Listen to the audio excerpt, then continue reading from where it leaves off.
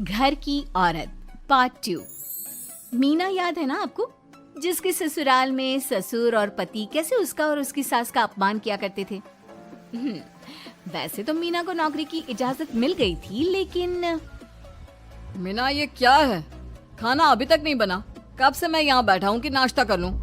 बस 2 मिनट, वो ऑफिस की एक ईमेल करनी है। तभी ससुर जी आ जाते हैं। मैंने कहता था जिस दिन ये फीमेल ईमेल करने लगेगी घर नहीं चलने वाला। तभी सास हाथ में नाश्ते की प्लेट ले आती है। ये लो सभी उपमा खाओ। गर्मा गर्म स्वादिष्ट उपमा देखकर वाह माँ जी, 2 मिनट में ये कमाल, क्या बात है। वो आता है ना रेडी टू ईट वाला पैकेट, वही बनाया है। स्वाद बता बहू कैसा है। कल तक जो बीवी पति के नाम से ही कांपती थी, बहू के आ जाने के बाद कैसे उड़ रही है, ये देखकर ससुर जी को आ जाता है गुस्सा। हाँ, पैसे तो पेड़ पर उगते हैं ना, या तेरा बाप दे जा रहा है जो बैठे बैठे पैसे खर्च कर रही है। अरे जरा शरीर चला लिया कर, वरना पता है ना जब मेरा हाथ पड़ेगा तो कैसे काम करती है तू। बहू बेटे के सामने खुद का अपमान सास बर्दाश्त नहीं कर पाती और रोती हुई कमरे में चली जाती है। क्या पापा, क्या जरूरत थी माँ से ऐसे बात करने की? सुबह से कुछ नहीं खाया है, अब जब खाना आया तो रुला दिया आपने। चलिए देखते हैं माँ कहाँ गई। मेरी जूती भी ना जाए उस पागल औरत को देखने। अरे क्या गलत काम मैंने? बस यही ना कि भाई पैसे बचाओ। अरे कमाने बाहर निकले ना तब पता चले कि कैसे हड्डी गल जाती है। बात तो सही कह रहे हैं पिताजी, माँ को तो बस पैसे उड़ाना आता है। अरे पर माँ ने तो सबके लिए नाश्ता ही बनाया था ना, कौन सा खुद के लिए गहने खरीदे थे। खैर, बहू समझ जाती है कि सारा मामला कमाई का ही है, क्योंकि सास कुछ करती नहीं, कुछ कमाती नहीं, तो ससुर जी उन पर हावी रहते हैं। फिर क्या था, अब थी बारी बहू की।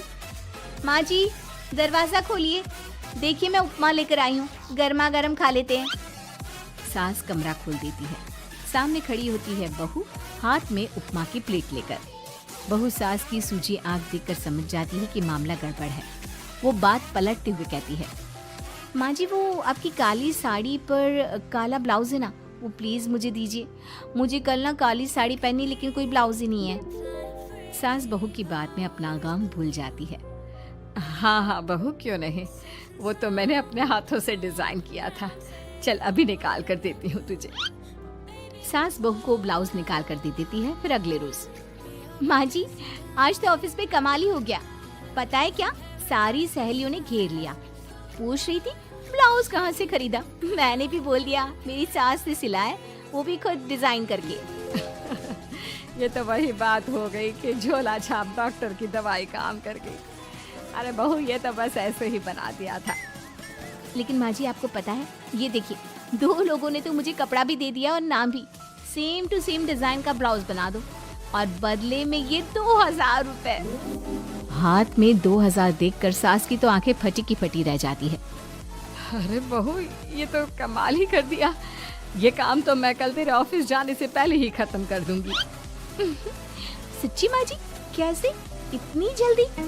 अरे बहू वो बस नाप है ना, उसी के आकार का काट काट कर डिजाइन ही तो देना है। ये तो मेरे बाएं हाथ का खेल है। अगले रोज बहू ऑफिस जाती है और फिर शाम को 2 ब्लाउज ले आती है। अरे बहू क्या बात है, लेकिन इसकी डिजाइन। बहू फोन में सास को डिजाइन दिखाती है। अरे ये तो बच्चों वाला डिजाइन है, रुक अभी थोड़ी देर में ही दे देती हूँ। सास बहू को कपड़े सिल कर देती और बहू सास को रुपए। फिर एक रोज, माँ जी ये लीजिए कपड़े, लेकिन इसकी सिलाई मैंने ज्यादा ली है। वो क्या है ना, हैवी काम है तो मेहनत ज्यादा लगेगी ना आपको। अरे रहने देती बहू, मैंने कौन सी बुटीक खोली है। बहू को सास की बात में दम लगता है और वो कुछ सोचती हुई निकल जाती है। वो कमरे में बैठी होती है कि उसके ससुर की जोर जोर से चिल्लाने की आवाज आती है। फिर फिजूल खर्ची। अरे तुम्हारे जैसी बेकार नाकाम काज करने वाली औरत कब पैसे की कीमत समझेगी। क्या जरूरत थी ये मशीन खरीदने की? अरे वो मैंने EMI में ली है, आपको पता है ना कपड़े सिलने का कितना शौक है मुझे। हाँ तो क्या दर्जी बनोगी, लोगों को पकड़ पकड़ कर नाप लोगी? अरे कुछ तो शर्म करो। तभी बहू आ जाती है, उसके हाथ में चाबी होती है। माँ जी ये चाबी, मैंने चौराहे में आपके लिए बुटीक खोला है, पैसा लोन से लिया है तो काम करके आप चुका देना। और हाँ माँ जी, कल उद्घाटन है तो 11 बजे दुकान में पहुँच जाना। पूजा में आपको ही बैठना है। ये सुनकर ससुर जी आग बुबला हो जाते हैं। कहीं नहीं जाएगी ये, इस घर की औरतें बाहर नहीं निकलती। तू तो इंजीनियर है इसलिए तुझे इजाजत दे दी, लेकिन ये तेरी सास 4 अक्षर नहीं आते इसको। अरे रहने दे, क्यों पैसा बर्बाद करवा रही है। सास को डांटने की आदत ससुर जी को जो लग चुकी थी। सास बहू की ओर देखती है। तो माँ जी, कल वक्त से तैयार रहना। ससुर जी, आप ही तो माँ जी को कहते थे ना उन्हें पैसे की कदर नहीं है, तो अब वो खुद ही कमाने जा रही हैं। अरे और क्या पापा, देखिए मीना ने कितना अच्छा बुटीक खुला है माँ के लिए। अरे रहने ही दो, ये कुछ नहीं कर पाएगी, गंवार कहीं की। ससुर की रजामंदी ना होने के बाद भी सास काम करती है, लेकिन ससुर भी ससुर होता है। एक रोज सास देर से घर आती है। कहाँ घूम रही थी? ये कोई वक्त है घर आने का? घर का ठेका क्या आप मर्द लेंगे? अब लगोगी रसोई में, क्योंकि तुम्हारी बहू रानी भी नहीं आई अभी तक। पापा, आज बाहर से ही मंगवा लेते हैं। आज बहुत ज्यादा काम था, किसी की शादी का पूरा कपड़ा सिलना था। कल उन लोगों की ट्रेन थी, खुद बैठकर काम करवा कर गए हैं। बहू, ये पैसे हैं आज के गल्ले के, जरा संभाल ले। ससुर देख रहा होता है कि कैसे कल तक जिस औरत को वो बुरा भला कहकर डरा कर रखता था, वो आज उससे ज्यादा कमा रही है। देखता है कितना दिन कमाती है। ससुर अब रोज कोई ना कोई ऐसा काम करता जिससे सास का काम बंद हो जाए। फिर एक दिन, हे भगवान, 10 बज गया, बुटीक खोलने का वक्त हो गया है, लेकिन ये मेरी साड़ी, इस पर ये क्या गिर गया? पता नहीं किसने क्या डाल दिया, अब क्या करूं? सास दोबारा अलमारी से दूसरी साड़ी निकालती है, फिर उसे प्रेस करती है और किसी तरह बुटीक पहुंचती है, जहां पहले से ही कस्टमर खड़े होते हैं। अरे क्या हो गया? लगता है काम चल गया तो मैडम के भाव बढ़ गए। पता है, इस धूप में पिछले आधे घंटे से खड़े हैं। पता होता तो वो बगल वाली शॉप में ही दे देते। अरे अरे माफ करिएगा, वो क्या हुआ ना, तैयार होकर निकल ही रही थी कि साड़ी में सॉस गिर गया। दोबारा साड़ी चेंज की तो आप आई। ठीक है, लेकिन अब आ गई है तो जरा जल्दी से कपड़े दे दो, हमें जाना है। सास को कस्टमर की बात बुरी लगती है, लेकिन क्या करती, वो जल्दी से सभी को सारा सामान देकर विदा करती है। सारा दिन काम करती है। वो निकल ही रही थी कि एक कस्टमर आती है। जी, वो मेरी साड़ी है ना शादी की, उसका लहंगा बनवाना है। हाँ हाँ, क्यों नहीं, बनवा लो। शादी की साड़ी के साथ इमोशंस जुड़े होते हैं। बिल्कुल सही बोला आपने। परसों मेरी शादी की सालगिरह है, तो जरा बना देना। अरे नहीं नहीं, इतनी जल्दी कहाँ तैयार होता है शादी का लहंगा? कम से कम 4 दिन तो। देखिए, आप 2 दिनों में जितना कमाती है ना, वो मैं आपको 1 दिन में दे दूंगी। बस मेरी ये शादी की साड़ी का लहंगा बना दीजिए। सास को भी अब पैसे की लालच आ जाती है। वो सोचती है कि वैसे भी कोई अर्जेंट काम नहीं है तो वो मैनेज कर लेगी। अब ठीक है, नाप दे दीजिए। औरत नाप देकर वहाँ से चली जाती है। सास सोचती है कि घर जाकर रात में काम करेगी। ये सोचकर वो उस औरत की शादी की साड़ी घर ले आती है। वाह, अब काम घर पर भी ले आ रही हो। हाँ, लेकिन घबराइए नहीं, घर के काम में कोई असर नहीं होगा। सास घर का काम करती है, बहू के साथ खाना बनाती है, खिलाती है, और फिर क्या बात है सासू माँ, बड़ी जल्दी जल्दी काम कर रही हैं आज। सास बहू को सारी बात बताती है।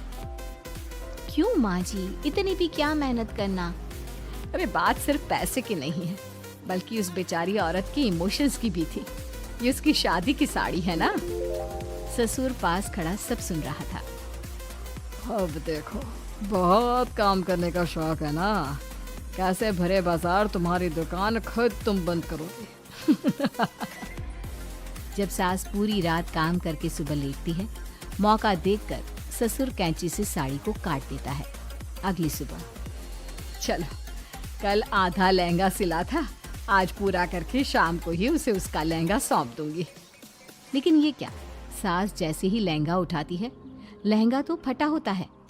वहीं ससुर छुपकर सास को देख रहा था। हाय रे, ये किसने किया? ससुर छुपकर हंस रहा था। बहू देख लेती है और ससुर के पास जाती है। पिताजी, आपसे ऐसी छोटी हरकत की उम्मीद नहीं थी। आप खुद ही दुकान बंद करेगी।